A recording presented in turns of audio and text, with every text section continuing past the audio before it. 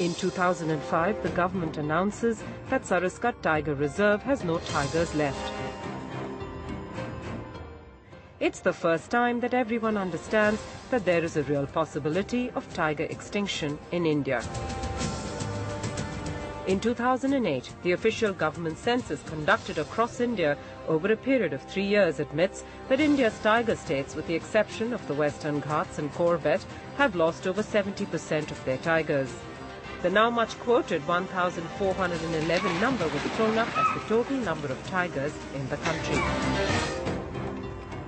In 2009, an embarrassed Madhya Pradesh government is forced to admit that Panna Tiger Reserve is also out of tigers. This comes 5 years after repeated denials and lies by the ministers and officers involved to hide the fact. It has now been openly acknowledged that tiger reserves like Damfa and Namdafa in the northeast, Palamau in Bihar, Indravati in Chhattisgarh, Buxa in West Bengal either have no tigers or that Naxal activity has taken the park out of the control of the government. We have 37 Project Tiger reserves. Out of these 37, 9 are in a good condition, 12 are in a satisfactory condition which can be improved, but there are 16 which are in a crisis situation. Since then, promises have been made to protect the tiger, except 85 tigers died in 2009-2010 and 23 tigers are dead so far. Where and how did everything go so wrong? Historical records show that between the 1870s and the 1920s in India, over 80,000 tigers were killed in organized hunting.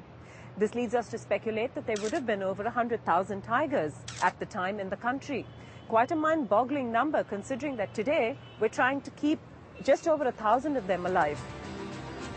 In 1972, when Project Tiger was started, it seemed like a crucial step forward in conservation and that the tiger would have some hope in this country. But 3 decades down the line, we seem completely worse off. So what's really happened? The answers seem quite simple. It's an apathetic political system. It's a demoralized and defunct forest department. It's the complete marginalization of the local and indigenous communities living near our forests. And lastly, development, which has just swept through everything in its path. I mean, really, let's hold up a mirror to ourselves and blame ourselves as well. In the last century, of the 9 subspecies of the tiger, 3, the Caspian, the Javanese and the Balinese, are already extinct. The South China tiger is seen as functionally extinct with less than 30 left in the wild.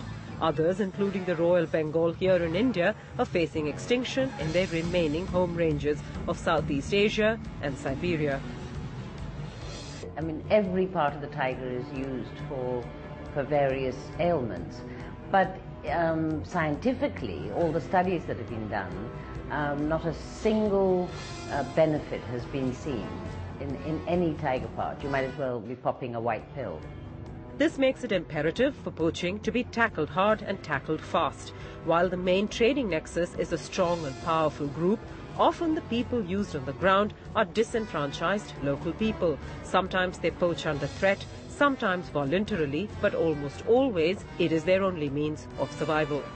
I camera trap tigers to count them as a scientist. I put my traps in Bandipur and Nagarhole religiously. I have complete freedom to do that for, say, 30 days every year to put my traps out there. And I get typically about 60, 70, 80 tigers. Now, if I were a poacher and instead of putting camera traps, I could put real jaw traps, I could get those 90 tigers. So how long do you think it will take me to clean out these 2 parks?